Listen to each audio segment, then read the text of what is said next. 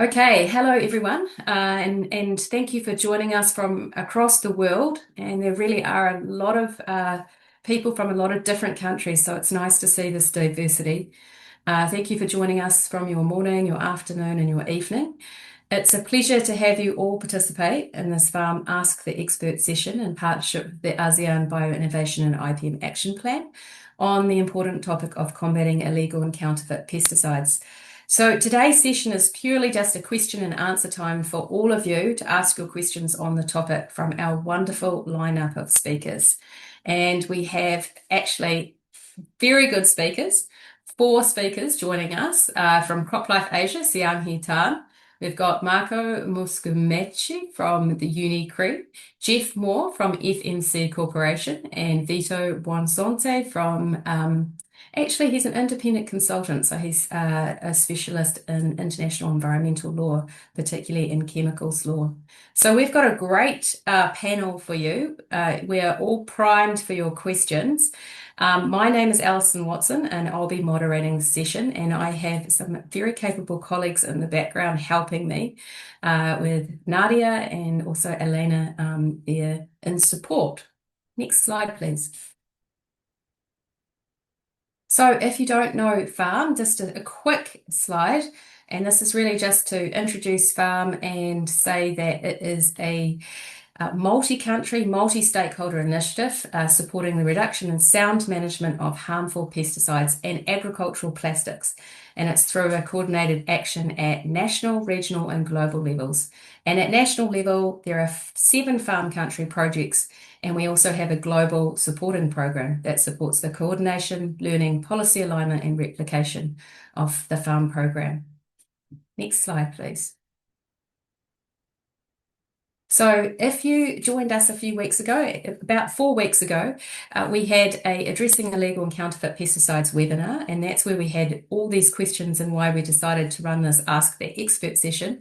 You can find out more information about the webinar, but also about resources, tools, support for addressing this issue at the site. And there's a nice information page as well to help you find where those resources are. Next slide. So today, how do we interact? It's really important that you ask your questions and we try and run through them and get as many asked as possible. Please use the chat just for thanking speakers or thanking a panelist answer for sharing a link to your work, because we're really interested in what you're doing, highlighting important points, introducing yourself. Please take the time to say who you are. But use the Q&A button to ask your questions, and this will allow us to efficiently go through the questions and try and answer as many as possible. So please put those questions in the Q&A. If you have any issues with audio, the best idea is sometimes just actually logging off and on, but you can also ask us in the chat for some help, or you can check your audio settings by clicking the Join Audio button and checking your settings there. Next slide. And just to remind you that this session will be recorded. After the webinar, you'll be able to access the recording at gfarm.org, which is our official website and page for information. You can also have the opportunity to join Ask the Experts in a green forum, which is a forum where you can ask questions, and we actually facilitate that written exchange of ideas and also support. So without further ado, I'm going to get into the session. I'm quite excited. So start putting your questions already if you have not started in the Q&A box. So let's see how many questions we can get in there within sort of 10 minutes. What I'm going to do now is I'm going to start with a few questions from the webinar that we didn't have time to answer. And I'm going to start with Siang. Siang, here's a question for you. Yeah. And actually, before we start, I did forget something. I was actually going to ask each of you to introduce yourself in sort of rapid fire, sort of 30-second introduction. So maybe we'll start with that, and Siang here, we'll start with you, and then we'll go around the room. Hi, good morning, good afternoon. I'm Siang from CropLife Asia, based in Singapore, and oversees the stewardship agenda for our industry and also anti-counterfeiting and the regulatory for the crop protection and biotech sector. Thank you. Excellent. Jeff. Morning, good afternoon, everyone. Jeff Moore, FMC Corporation, Global Head of Brand Protection, based in Switzerland. Been working in anti-illicit trade for 20 years across multiple different industries. Been with FMC for the last 3.5 years or so. Thanks to Alison and Farm for the opportunity to join today. Thanks, Jeff. Vito. Thanks, Alison, for inviting me today. My name is Vito Bonsante. I'm based in Brussels. I'm an environmental lawyer. I've been working on chemicals and pesticides for about 20 years, both for intergovernmental organizations, for NGOs, and I've been sometimes FAO, UNEP, etc. Thank you. Excellent. Thanks, Vito. Marco. Hi, Alison. Great to be here. I'm based in Geneva. I'm a product manager at UNICRI. Let's use the acronym because the name is too long. I basically focus on organized crime in different forms and manifestations, especially intellectual property crime. And I also co-manage projects on technology and security, focusing on supply chain integrity. Fantastic. And Marco, just before you mute yourself, I am just going to ask you once to give us the full name of UNICRI, because somebody asked me this the other day and I actually I couldn't actually do it. I just used UNICRI as well, and then they were like, "Oh no," and I looked a bit silly. But so, Marco, tell me what is the full... That's a nightmare. That's a nightmare. Do you know it? I do. So, United Nations Interregional Crime and Justice Research Institute. Now you know why we use UNICRI. Okay, fantastic. Now we're all on the same page, so that's good. So we're gonna launch into our questions. Siang, we're going to start with you. We had a lot of questions around this, and it was quite of a technical question, really, around what are the preferred technical methods for the safe destruction of seized illegal pesticides. So how do we actually destroy any pesticides that are actually seized at the border, for example? Yeah, thank you, Alison, for having us here today and to talk about the biggest issue of where does the chemical go after seizure. So number one, the facility, because you are dealing with unknown chemical, because it's really counterfeited, it comes in unlabeled bottles and etc. So on the safe side, we promote that you send it to the nearest incinerator through the cement factories, that they have very high temperature for that incineration as the number one. There's no recycling, there's no turnover, only one path, incineration to destroy the chemical. Thank you. Okay, great. And could I just build on that, Alison, please? Go for it, because the point. The other thing is that we oversee the destruction and make sure that it is certified, ideally photographed, videoed, because it's not unheard of something to pop back into the marketplace at some point. Yes, correct. Fantastic point. And another question that came up related to this, but a bit different, was can the same be applied to empty pesticide containers? Yeah, similarly, because the pesticide, the empty containers shouldn't be recycled because you don't know what is already in there. So lock, stock, and barrel, it goes through you don't want to be transferring or touching things that you don't know what is in there. So everything goes into incinerator and 100% destruction. Okay, great. Thanks. And we might have some more questions on this, so we'll come back. But thank you very much, and thanks for jumping in, Jeff. So great. This is exactly what we want to do. And on collaboration, on the panel, but also wider, you're a member of the OECD Anti-Illicit Trade Expert Group and also the co-chair of the CropLife Asia Anti-Illicit Trade Expert Group. So keen to know, what are the latest discussions focusing on respect to combating illegal pesticide trade, and are there any emerging new themes that you're focusing on as a group or groups? Sure, thank you, Alison. I think there's 4 key focus areas. Excuse me. The strong alignment between the OECD and CropLife in terms of how we approach these type of challenges. I think the key thing is that we need to have a risk-based, intelligence-led approach to working with the authorities, so that we can have the suitable impact in the necessary markets that we're trying to protect our growers and farmers in. I mean, from a brand point of view and an industry point of view, we have resources we can deploy to collect intelligence, and it then becomes down to the authorities to then drive, the investigation, the enforcement, and the very robust prosecution in the market. So I think number one is we need the collaboration, and we need to move from a situation with all the authorities globally, where we move from an intent of cooperation to an operational reality, and then we can get stuff done and actually protect the environment and our growers, etc. I think the second key area is e-commerce. I mean, it's been exploding over the last, 10, 15 years, whatever it may be. There's lots of challenges in there with unregulated marketplaces. There's a lack of know your customer and due diligence by some of these platforms. So this is a focus area. It's a step-by-step basis. Siang knows very well. We've had a couple of really good successes in Asia, and we've had some ongoing challenges in Asia with some of the platforms. I think the platforms have an opportunity, particularly the platforms as opposed to social media, which I acknowledge is a growing threat for sales as well. But particularly the platforms, and to a lesser degree, maybe social media, they have an opportunity to be a force for good and demonstrate, what they're doing proactively to protect consumers across all industries, but particularly farmers with illicit pesticides, which of course have consequences for public health, for the environment and such like. So the e-commerce piece, I think, is really important.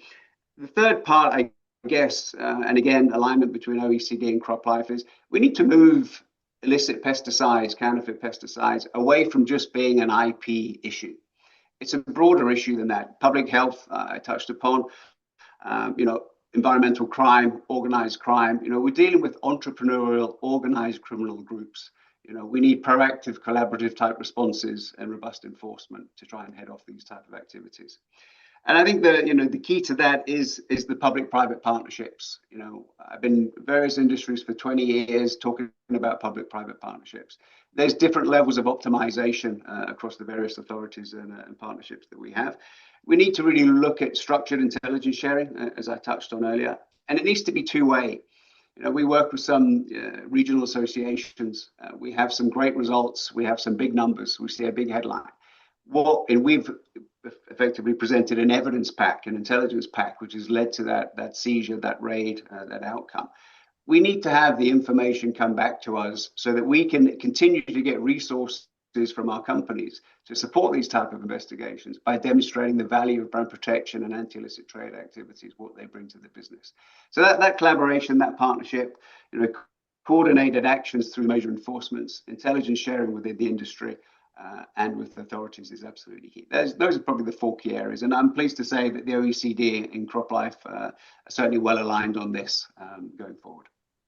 Excellent. Alison, Thanks, if Jeff. I can. Yeah, let's go Can for I it. add in? So again, thank you on the topic on e-commerce. So we are helping the governments to also understand the regulatory gap between the pesticide law regulation and the e-commerce regulation, because it sits in different ministry, and also helping them to understand what is the enforcement, which I think some of you would understand. It sits in a very gray area.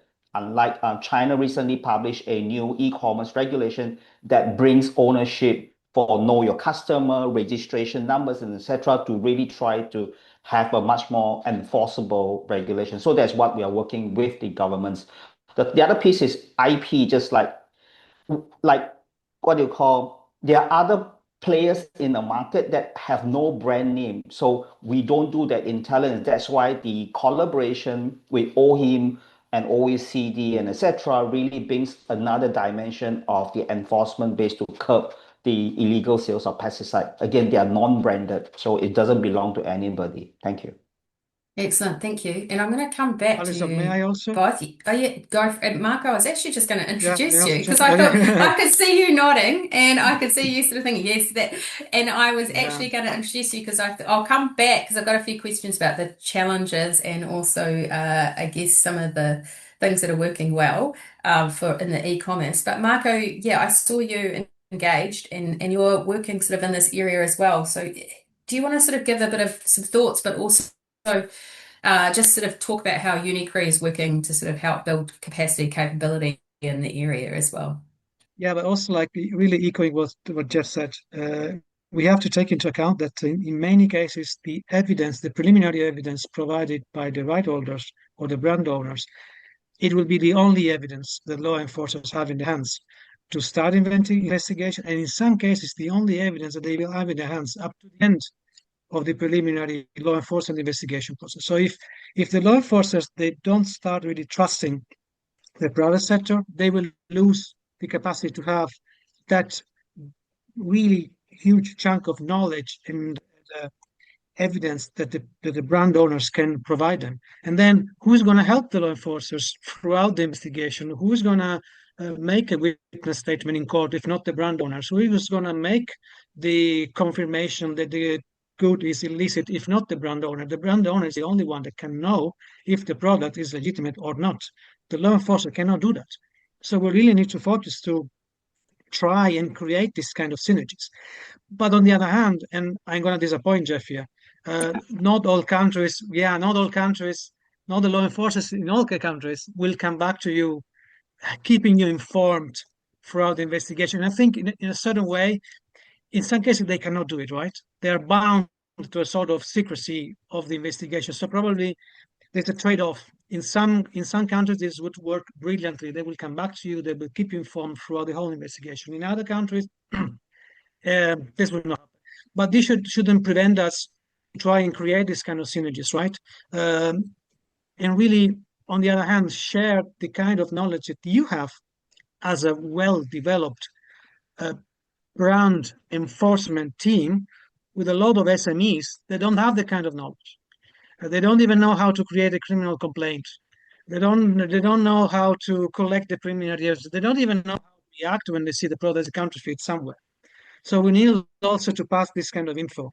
And then I will come back to the other question, Alison, because I already took like 2 or 3 minutes. No, go but for it. we So are, that you can take your time for the next question now. Yeah.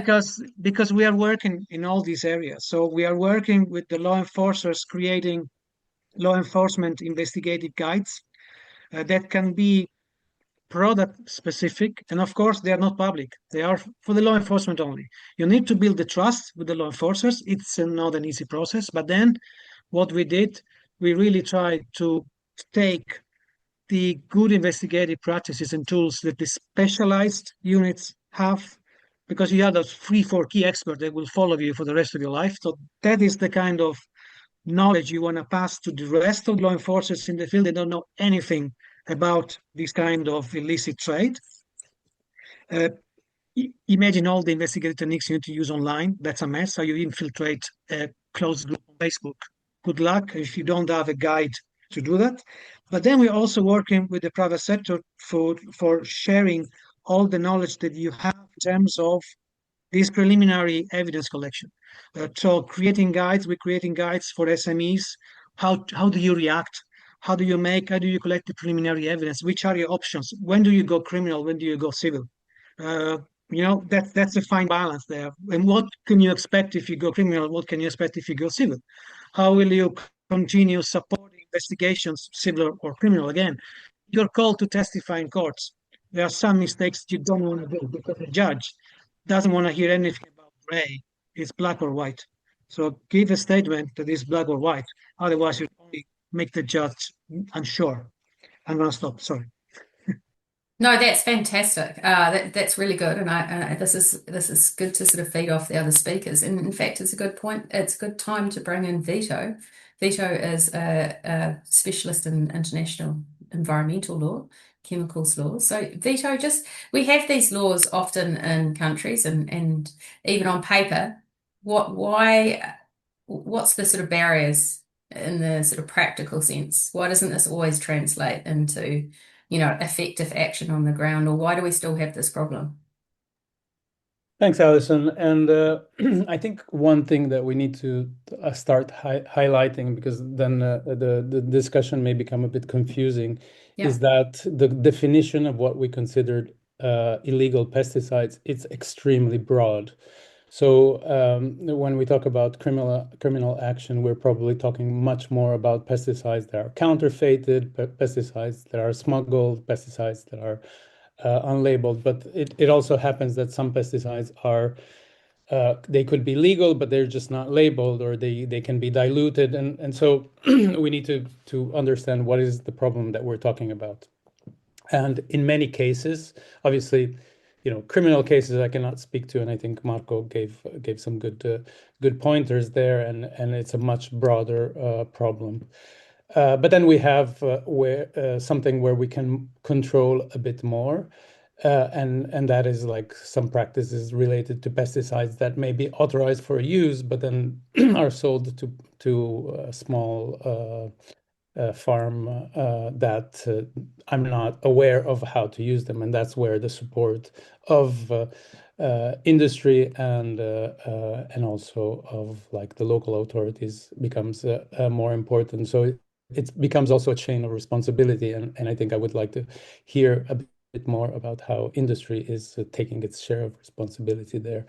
On the on the problem of national enforcement, of course, like, you know, it's very difficult to have that kind of like strength in the enforcement when you don't have a lot of capacity. And unfortunately, what often happens is that we implement legal models that are similar to those in very developed countries, in countries that have much fewer resources. And so that becomes really a challenge.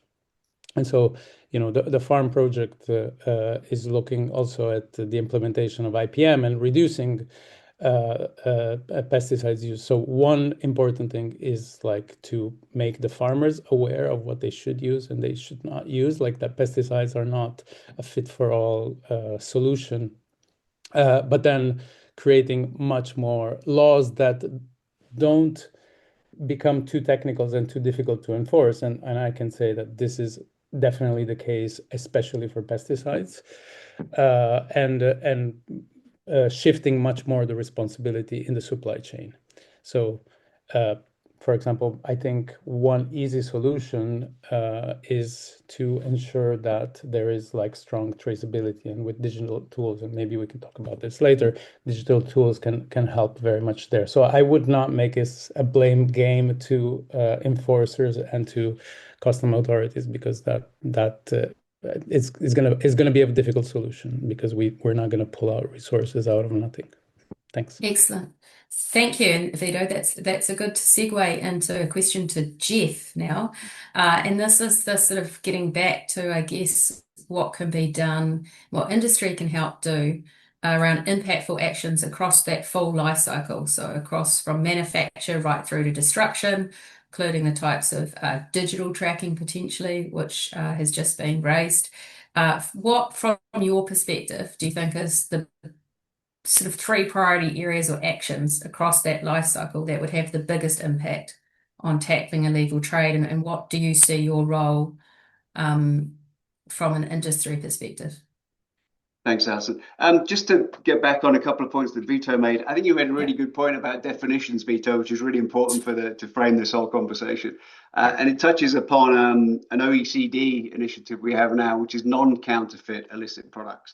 You touched on that well, something which is outside the regulatory channel, something which is mislabeled, it's banned, whatever it may be. It doesn't infringe on a brand or a trademark as such, so it's not effectively classified as a counterfeit product, but it's illicit, it has the ability to cause harm, and I think that definition is very important. And to the point you make about industry collaboration, you know, with the authorities globally, this is also an interesting point, because no single actor will solve this problem. It really is a coordinated approach, how we use the resources and skill sets that each industry and the authorities have to ultimately get in the marketplace and make that marketplace as clean and as a high level of integrity as we possibly can. To your question, Alison, I guess the three key things, I'm going to hit on collaboration all the way through because it's so important in terms of how we work. And that touches upon border, trade routes, supply chain controls and such like, I think is one of the key things we need to look at. A key objective here is to disrupt a large-scale movement of pesticides. From an industry point of view, we need to be considered in terms of we need to take actions when people are operating at scale. When we've identified something which is a high-level threat, which is a risk to the environment and our growers, that's what we need to focus on. We don't have the resources to deal with everything, so we need to be very focused on where we can actually get an outcome, you know, focused on that impact. Border trades, working with customs, training, awareness, education, you know, collaboration. These are all absolutely key points, I sense. The second thing is in market. You know, we need to get into the markets in various countries. People know where the hot spots are in various different countries around the world. You know, we need to get in there. We need to coordinate. Again, you know, to Marco's point, we need to put evidence packs in front of people, pointing in what we know is happening. No one's interested in someone selling half a dozen bottles of pesticide somewhere or half a dozen football shirts in a market in Thailand or whatever it may be. We need to get to the source, large-scale distribution, manufacturing. Then you ultimately disrupt the supply chain. Product doesn't reach the market, we're actually protecting the consumer across whichever industry it may be. And I guess thirdly, and Vito touched upon it, digital traceability, digital tools. Let's get that end-to-end transparency on what is moving where. But the key thing there is engagement with the consumer. Having awareness at farmer level, that is actually very much aligned with enforcement. If you can have farmers are aware of what the risks are, how they can protect themselves, and if we can engage with the product individually, particularly now digitally. Historically, I mean, FMC have been involved with authentication devices on products at product level for 15 years. We're now moving into some new technology to do it digitally. And what that does is give the farmer the ability to scan that product, get an instant verification on site, and have the confidence that this product is key. And to your point about what we do specifically as an industry, awareness is such a key component of any brand protection type program. We can't get away from it. It's the first line of defense, making people aware of what the risks may be. So we have various social media campaigns. We're putting out key messages where we're saying, be aware of what you're buying and where you're buying from. A cheap price might not be a deal. It's more likely to be a risk. Buy through a trusted, authorized, known, recognized source, get a receipt, and be mindful if you see any packaging changes from anything you may have seen before. If there's anything unusual, ultimately, red flag, be alert, be suspicious, and do what you can to protect yourselves. Okay. So Jeff, maybe Siang, on that point, I'm going to ask you just to sort of switch around, but you mentioned farmers and campaigns around farmers and sort of be mindful the cheap product isn't always the best product, but farmers are actually facing a lot of pressures, cost pressures out there. Cheap products are often quite attractive to a farmer.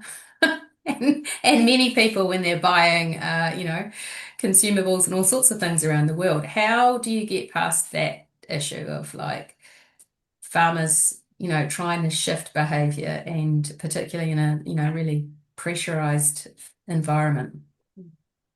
So I think the negative point is that this is just like when you take paracetamol that doesn't work, your headache continues to be there. So essentially the farmer will see that whatever he sprays, he has a pest attack, yet when he sprays, he has zero effect. His crop will fail. We have seen this many, many times. And total wipe out of the farm, or they spray something that they bought illegally. Instead of germination, everything doesn't grow. So we have seen many of those cases, and some of them have learned through the hard way. That's what we're trying not to do it. So that is where a lot of education, just like Jeff mentioned, we do a lot of on-farm training. And like a few years ago, we did India, 500,000 families going through, teaching them, look at the receipt, who is selling to you. Somebody comes on a moped, does not sell a genuine product or very, very cheap product, or having a foreign language as a start, going back to Vito. So for us, is as all product has to be nationally registered. If you're in Romania, it has to be that language, or in India, it has to be a language. A product that is legitimate in another country, when it's not registered in the country, becomes automatically illegitimate. So that is the criteria. So a lot of training, just like Jeff said, we work with USPTO. We also, not only at that level, also at the regulatory level and the legal system also, because a lot of lawyers are not aware of what are the illegal products. And just like, again, I think Marco mentioned, if the lawyers doesn't understand how to build the case will be thrown out. So there's a multi-level education and collaboration that we work through. But most importantly is still, we need to stop the buying and stop the products coming into the market. So the customs, etc., education, the whole value chain is very, very important. And showing the negative effect as a sample, as awareness program. Thank you. Okay, thanks, Siang. I'm going to come back to you soon. But Marco, just on, we had a question in the Q&A around porous borders and the how do you tackle these porous borders where they're very difficult to stop the entry of illegal pesticide? Well, I think we heard some of it already through the other speakers. I mean, we heard about risk assessment tools, risk assessment profiling. I mean, we really have to take into account that no matter the level of the customs efficiency that you have, you will never be able to check everything that comes in. Forget about that. You check 3, 4, 5%, I don't know. Because, I mean, option one, you stop international trade. Option two, you don't. You cannot stop international trade.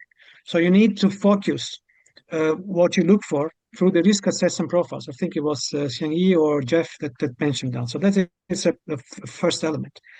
Then, of course, training and awareness raising. We heard about that. So capacity building on those who are borders or border patrols and customs. Again, that has to go with the cooperation with the private sector, because the customs or whatever the border patrol, they can do something is fishy. They will not be able to say it's 100% counterfeit or 100% genuine unless they ask the brand owner to come in and confirm that. It's extremely difficult that they can do it on their own. Imagine with the level of technology that you have now to replicate labels. It's super easy to replicate labels. And the labels, they don't have to be 100% perfect. They have to be perfect enough to fool the customer and the custom office. That's exactly that. And it's very easy to do that. While if Shangyi comes in or if Jeff comes in, they will say, oh, we have covered technology, this label that we don't have here. So you cannot replicate that. Okay, so this is a way in which we can do that. And 1 minute more, technology can also come handy here as a first line of defense. We have seen a lot of tools developed, sort of spectrometers, portable, that you can analyze the material, and they will tell you 100% good, 100% fake, or 50-50. So you don't need to do anything else if it's 100% good, 100% fake. If it's 50-50, you go to a lab and you make a forensic analysis. And that will give you the evidence. But it's not easy. Imagine all the training and capacity building and elements and give tools. So it's a long process, but we have to start. If we continue thinking, okay, I'll do it tomorrow, we will never start. And the borders will still be porous. Okay, thanks, Marco. And that's going to be a question back to Siang now Alison, about capacity and maybe what. I'll just ask this question, but it's sort of related to this around, the difficulty of disposal, for example, as well. Who pays for this, and what happens in countries that don't have the infrastructure to pay for this? Should industry help more or do more, or can they help more, or what's your sort of thoughts on that, and from a technical and also maybe a policy perspective? Okay. Thank you. That's a very difficult question. Let me talk to Michael's question. Number one, you can imagine you open a 20-footer container and everything is in blue bottles in 300 liters. You don't even dare to open it because you don't really know what is in there. So that's number one. It has no brand. It is blue bottle. So where does it go? And this is very normal. The other day I had one call, 20 containers, all unlabeled. So there is technology that we do FDRR, we test and comes out, but it has that container belonged to an 86-year-old lady that his identity was stolen. So it has no brand, it has nothing. So relates to your question, who pays for it? So the American system is much more better. Say all counterfeit products are taken on by national authority because we can't take hold of it because it has that what they call chain of ownership, so that they can go into prosecution, etc. So there needs to be a national funding, but the US system is the model to go for. So because there are a lot of things that are unaccounted for. I'm just gonna come back to the question though around. Actually, I'm going to throw it over to Vito, actually, maybe as well. But it's really that question as well around. That was one example, I guess, of a whole lot of counterfeit coming in. But seized when customs enforcement seize it and they don't have the ability or the capability to destroy it, is there more of a role there as well for industry, the sector, to be helping in those areas where there just isn't the capability and capacity? That's my question to the industry first, and then I'll throw it over to Vito. So Siang, I'm going to throw it back to you first because you didn't answer my question. No. The question is that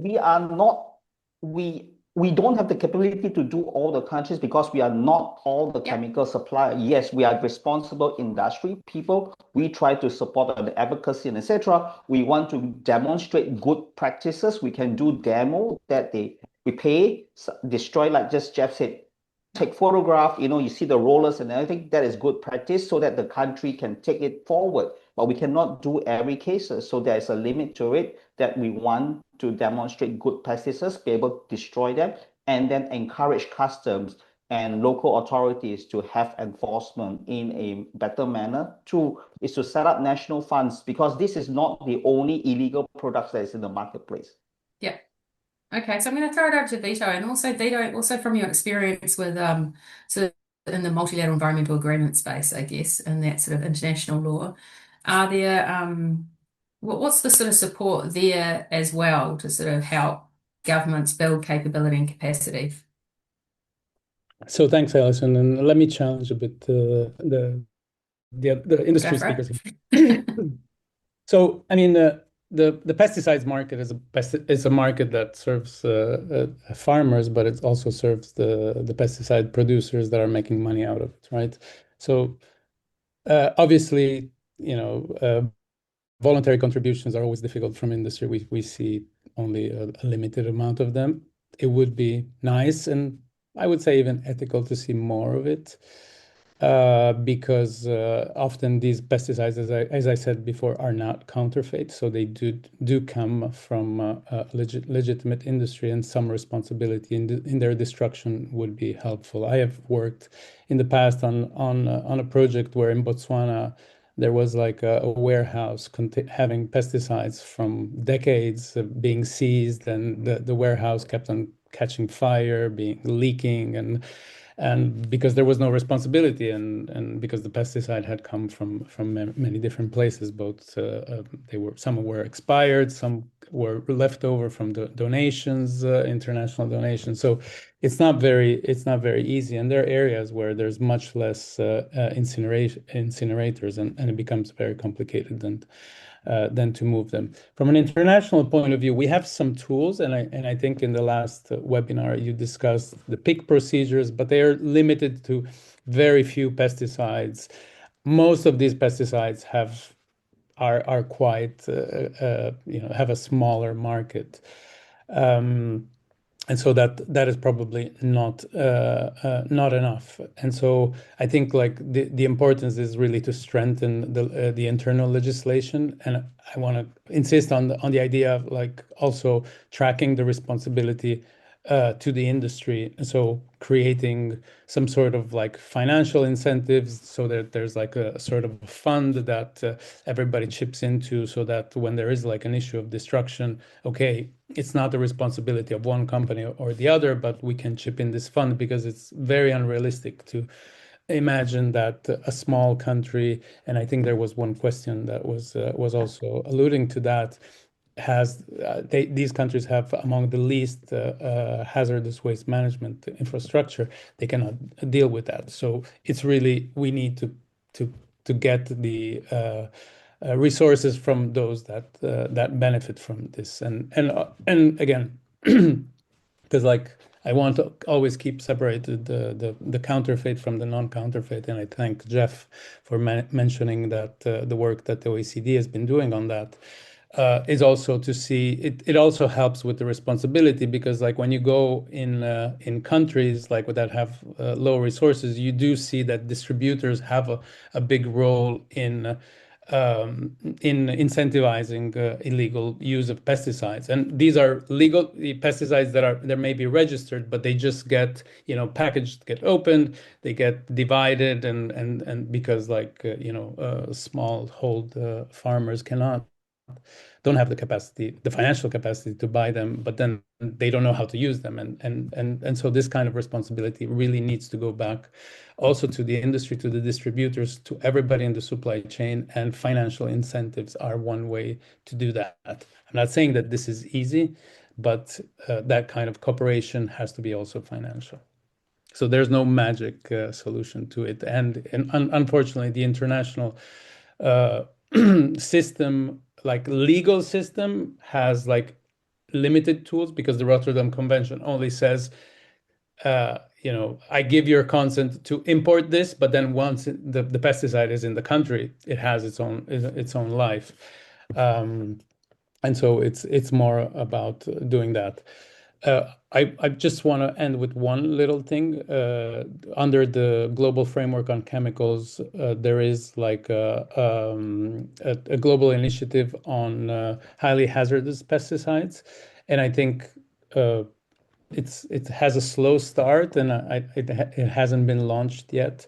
But that could be also a place where, reducing the dependency on highly hazardous pesticides could be also a way to reduce the risk. Because the reason why we're talking about illegal pesticides is that we are looking at the impact they have on human health, on the environment, on food residues, and on protecting us all and all citizens altogether. Thanks.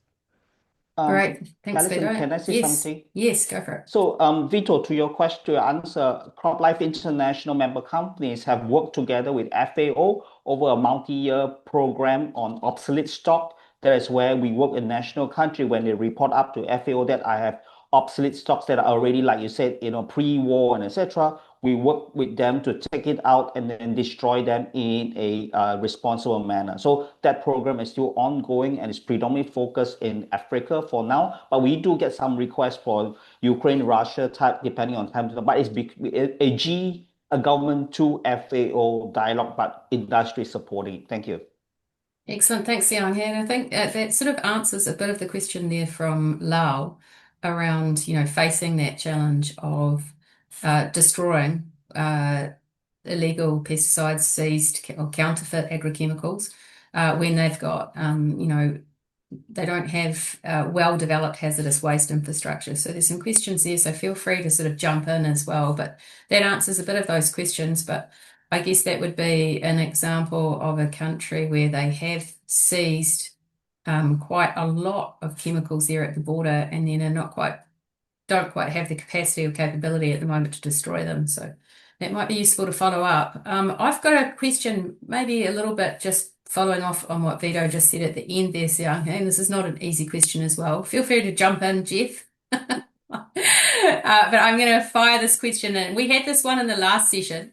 Quite a few people asked this. Should countries simply just refuse highly hazardous pesticides, POPs, in the first place, eliminating the worst of the problem?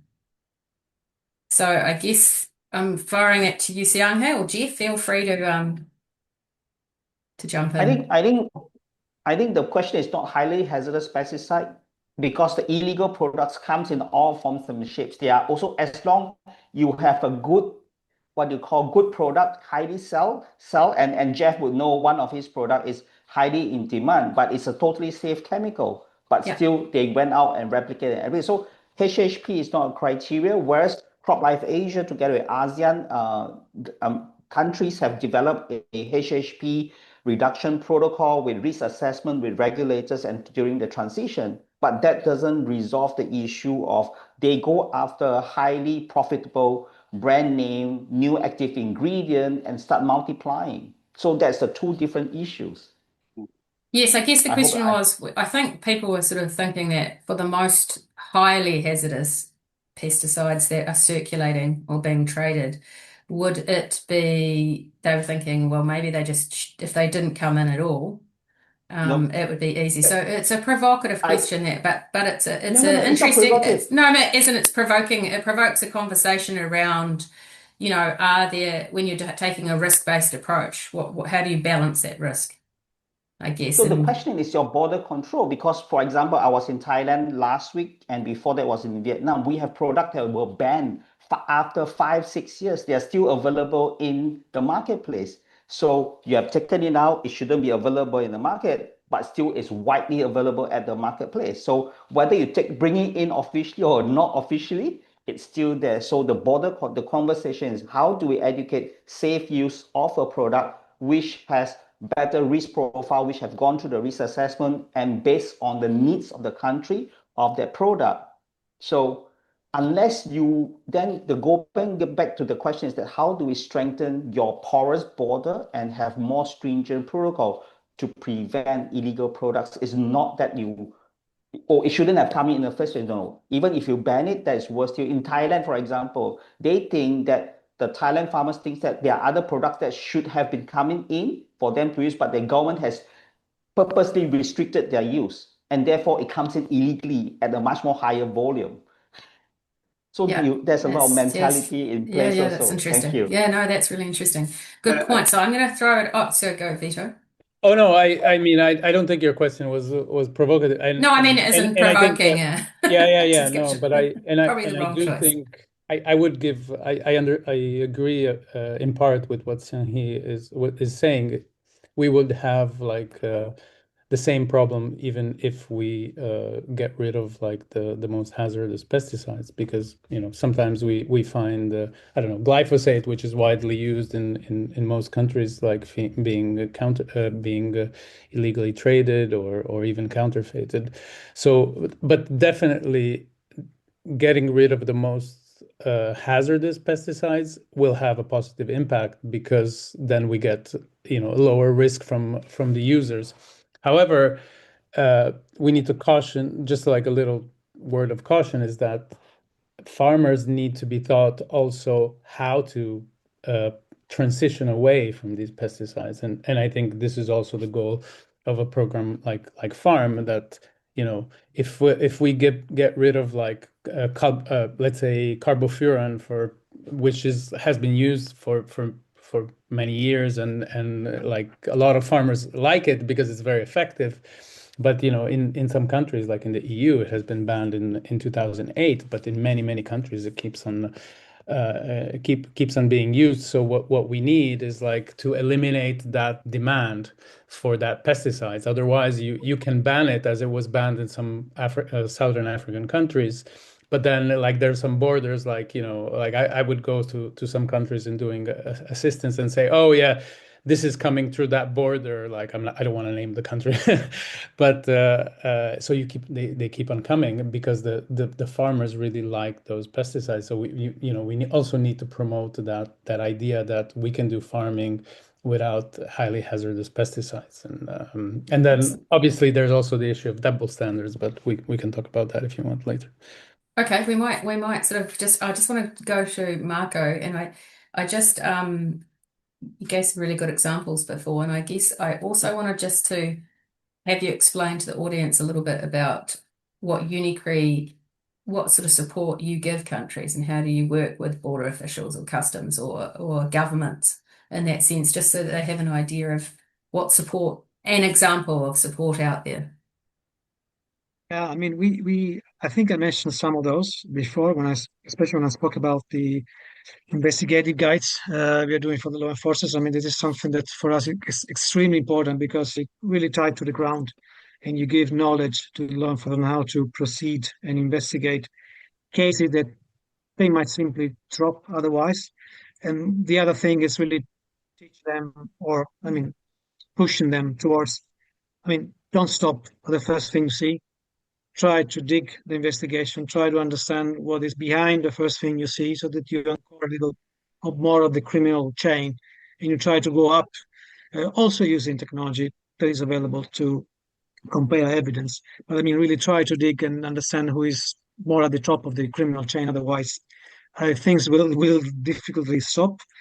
One other thing that we're doing a lot of workshops in the field. We did a couple in Africa involving countries like Kenya, Uganda, Tanzania, DRC, Nigeria, Ghana, you name it. And we worked a lot with CropLife. CropLife Africa, for instance, was Bama there with us.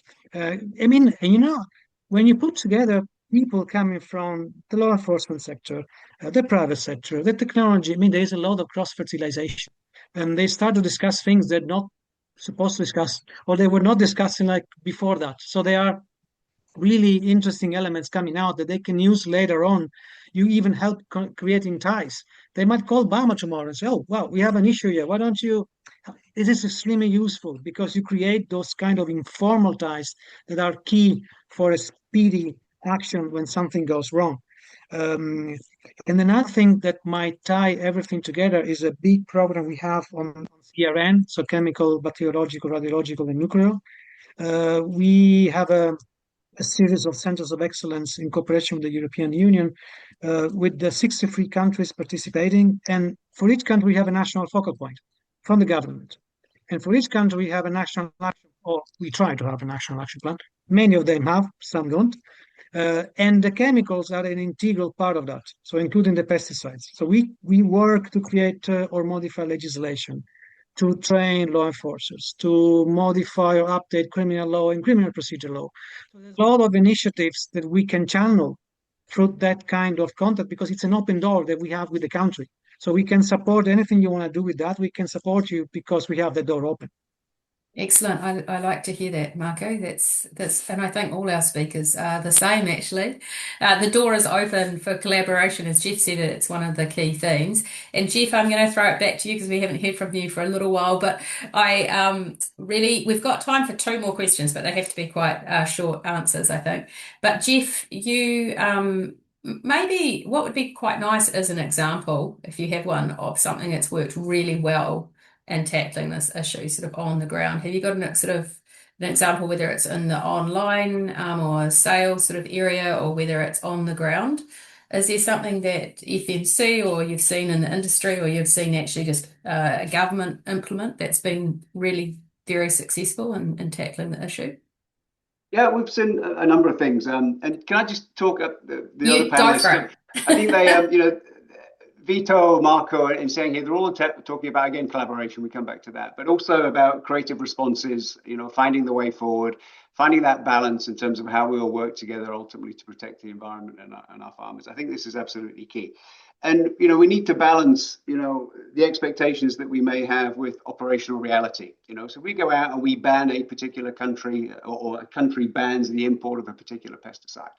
Back to the point I made earlier, we're not dealing with people who play by our rules. We're dealing with organized criminal groups who are entrepreneurial in their approach to getting product over the border.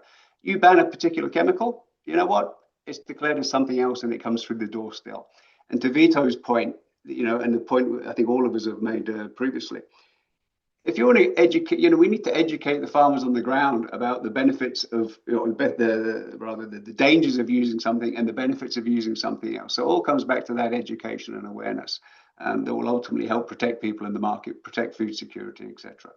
To your question, Alison, yeah, we've had, a number of successes. I won't name the country, but we had a particular issue in the last few months. Siang, you and I were talking about this one, where we were talking about container management, washing out containers, recycling of containers.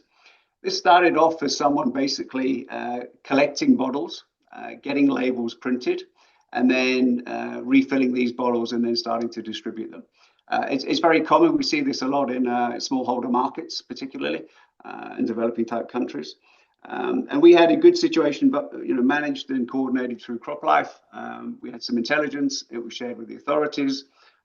There was a seizure, and then ultimately it's not about seizures, it's about enforcement, prosecutions, and creating robust deterrence in the market. And this particular country is somewhere which is known as being particularly challenging from an IP and counterfeit enforcement type basis. But what we got was a very robust sentence. The perpetrator's got 5 years. The message that went out into the market is that the industry is visible. The industry is there to protect farmers, food security, supply chains, etc. And I think that's a really good example of how we coordinate through CropLife, again, the OECD and such like in there, work with the local authorities, get that robust enforcement, publicize it, and then show people that what we're doing to protect, but also how they can protect themselves.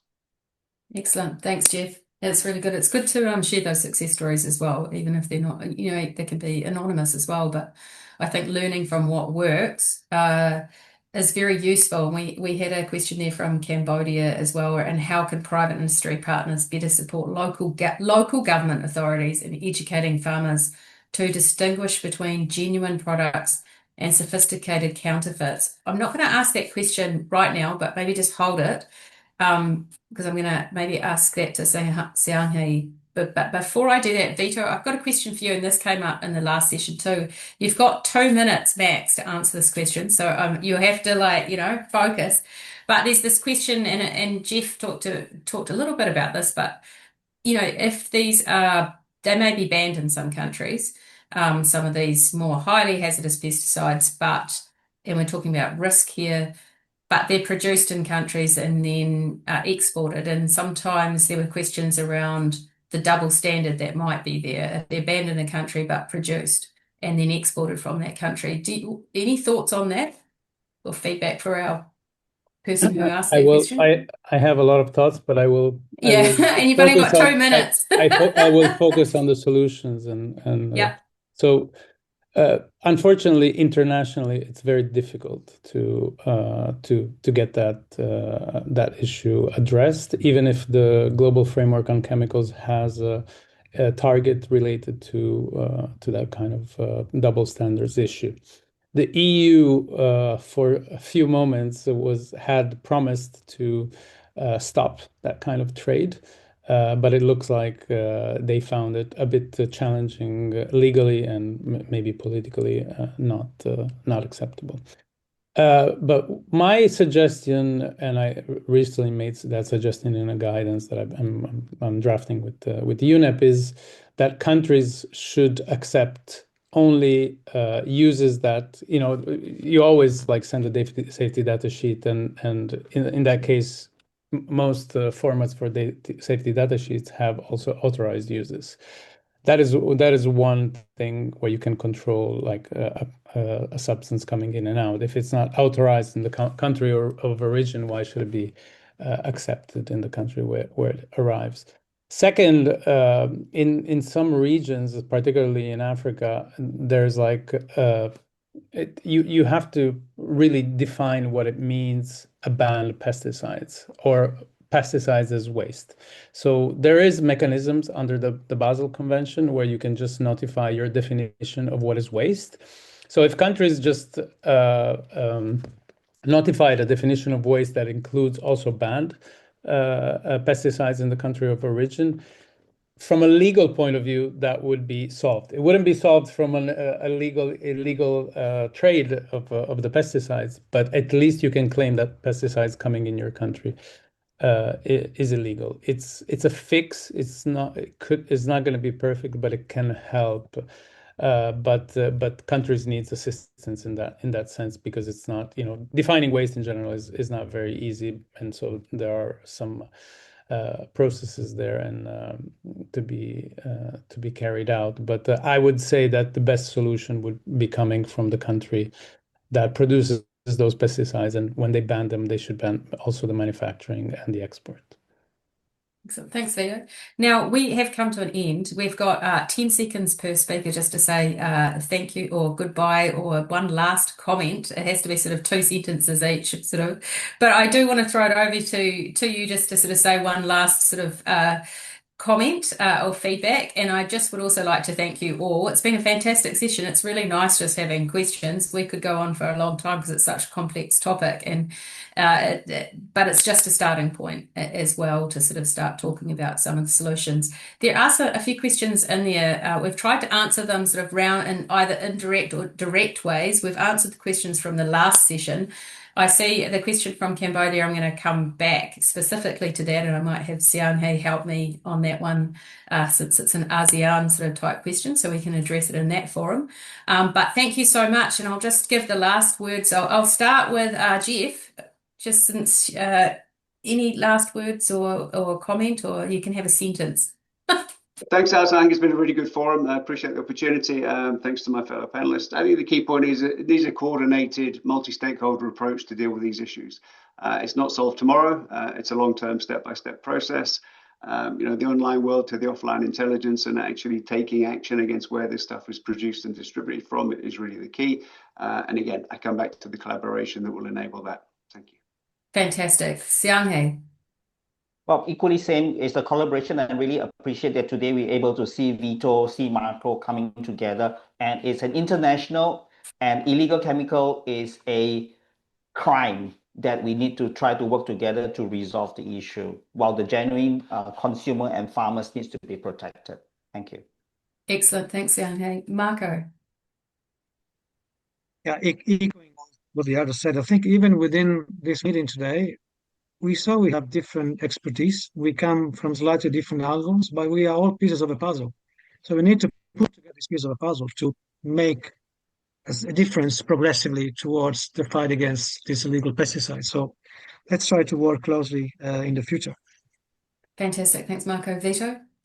Yes, talking about the piece of a puzzle, one thing that didn't emerge that much in this conversation is the role of civil society, Yeah, that's right. and which is often very, very important, both as historical memory and of expertise, and I think uh, guaranteeing their participation in all these processes and substitution in working in this collaboration is key, and sometimes we don't see that enough.